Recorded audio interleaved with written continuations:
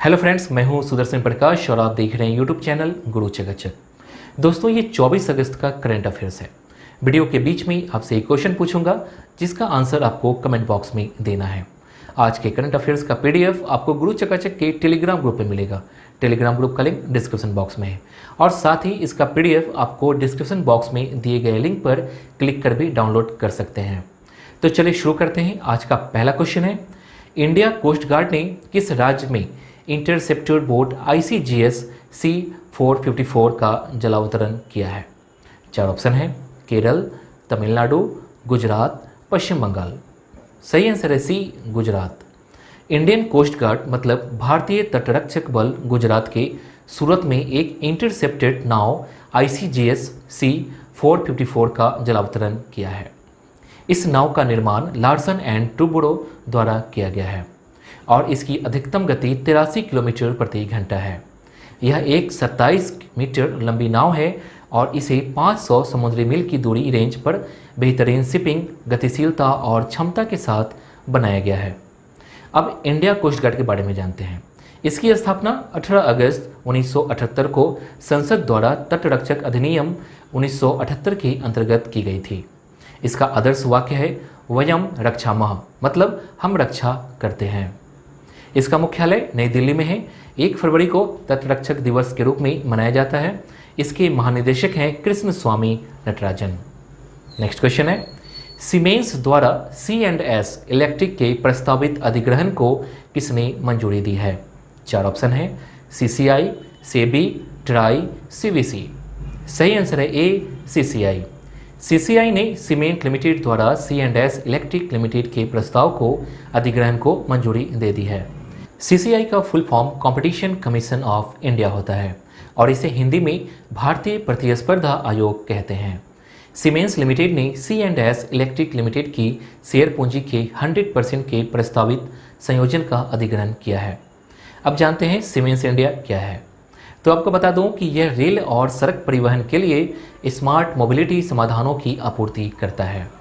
साथ ही यह इमारतों, बिजली उत्पादन और वितरण के क्षेत्र पर ध्यान केंद्रित करता है, जबकि C&S इलेक्ट्रिक लिमिटेड विद्युत स्विंग गियर, विद्युत सुरक्षा और विद्युत वितरण उत्पादों की एक श्रेणी के निर्माण में लगी हुई है। अब भारतीय प्रतिस्पर्धा आयोग के बारे में जानते हैं। भारतीय प्रतिस्पर्धा आयोग भारत की एक नियामक संस्था है। इसका उद्देश्य बाजार उपभोक्ताओं की स्वच्छ प्रतिस्पर्धा को बढ़ावा देना है। इसकी स्थापना 14 अक्टूबर 2003 को किया गया था। इसका हेडक्वार्टर नई दिल्ली में है और इसके अध्यक्ष हैं अशोक कुमार गुप्ता। नेक्स्ट क्वेश्चन है, निम्न में से किसने ग्रीन डिपॉजिट प्रोग्राम लॉन्च किया है? चार ऑप्शन है, RBC, HSBC, CIBC, ICBC। सही आंसर है बी, HSBC। HSBC इंडिया ने ग्रीन डिपॉजिट प्रोग्राम कार्यक्रम को शुरू किया गया है। इस प्रोग्राम को कॉरपोरेट ग्राहकों के लिए लॉन्च किया गया है। तो आपको बता दूं कि इसका उपयोग ग्रीन पहल और पर्यावरण के अनुकूल परियोजनाओं के लिए किया जाएगा। ये कॉरपोरेट ग्राहकों को एक सामान्य बैंक डिपॉजिट के समान सुरक्षा और प्री एग्रीड रिटर्न प्रदान करेगी, जो व्यवसायों और परियोजनाओं में कम कार्बन, जलवायु और अर्थव्यवस्था को प्रोत्साहित करते हैं। उन्हें इस स्कीम के माध्यम से फाइनेंस्ड भी किया जाएगा। अब HSBC इंडिया के बारे में जानते हैं। HSBC का full form Hong Kong and Shanghai banking corporation होता है, जिसे हिंदी में हांगकांग और संघाई बैंकिंग निगम कहते हैं। थॉमस सथरलैंड के द्वारा 3 मार्च 1865 को हांगकांग और संघाई बैंक की स्थापना किया गया था। इसका हेडक्वार्टर लंदन, ब्रिटेन में है और इसके CEO नेल क्वेन है। नेक्स्ट क्वेश्चन है, IIM कोझिकोड ने किस देश के हेल्प लॉजिस्टिक के साथ समझौता किया है?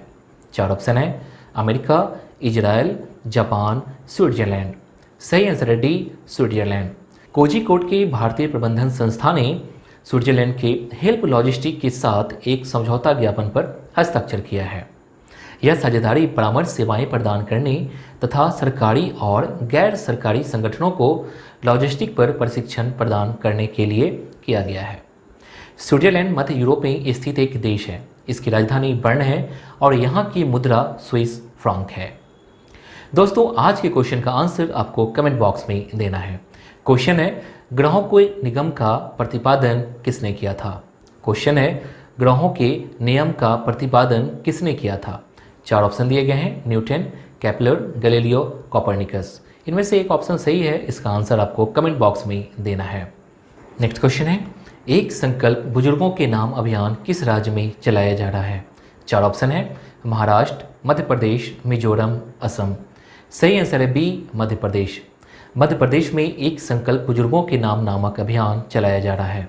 यह मध्य प्रदेश की छतरपुर पुलिस द्वारा कोरोना महामारी के दौरान चलाया जा रहा है। यह अभियान वृद्धों के प्रतिबद्धता वैश्विक महामारी कोविड-19 के दौरान घरों में अकेले रहने वाले बुजुर्गों और असहाय लोगों की मदद करने के लिए शुरू किया गया है। इसके तहत पुलिस द्वारा बुजुर्ग व्यक्तियों के भोजन से लेकर उनके स्वास्थ्य तक की देखभाल की जा रही है।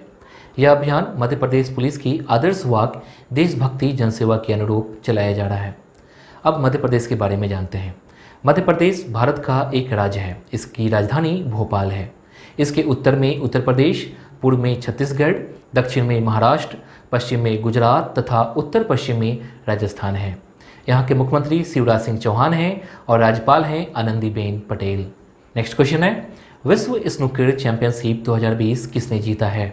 4 ऑप्शन है, रॉनी ओसुलिवान, किरेन विल्सन, मंटोस जॉनसन, किविस डिगो। सही आंसर है ए, रॉनी ओसुलिवान। रॉनी ओसुलिवान ने किरेन विल्सन को हराकर वर्ल्ड स्नूकर चैंपियनशिप 2020 जीत लिया है। उन्होंने अपने छठे विश्व चैंपियनशिप खिताब को जीता है।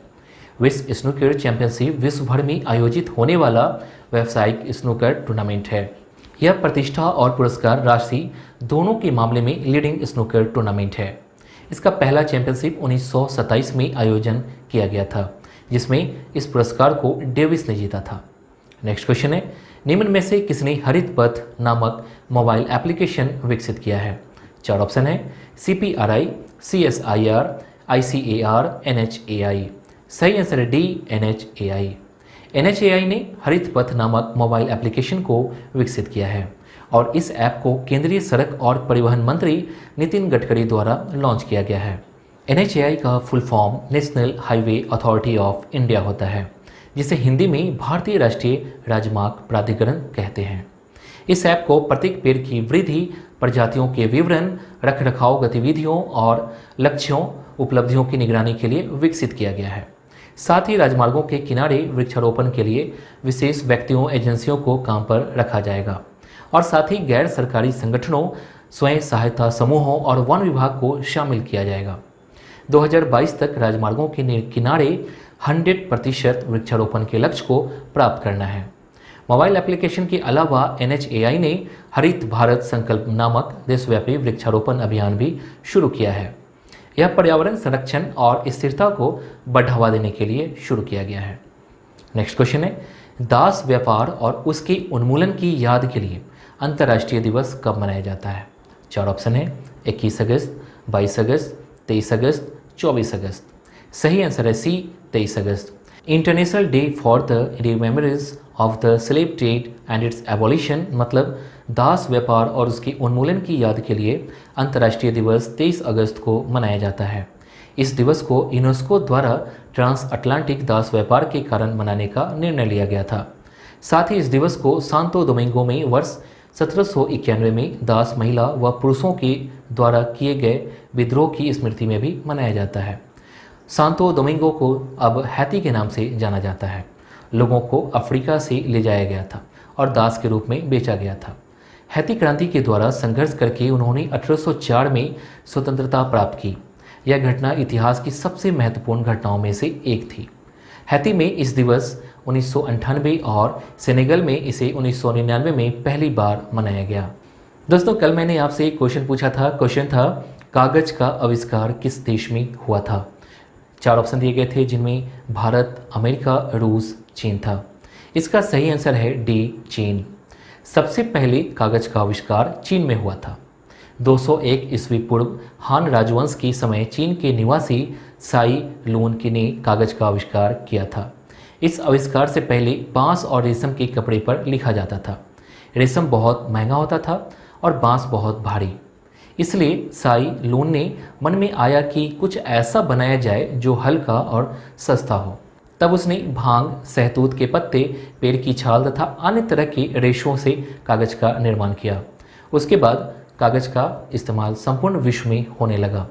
इस अनोखे आविष्कार के लिए साई लून को कागज़ का संत कहा जाने लगा और भारत में सबसे पहले कागज़ का निर्माण और प्रयोग सिंधु सभ्यता के दौरान हुआ।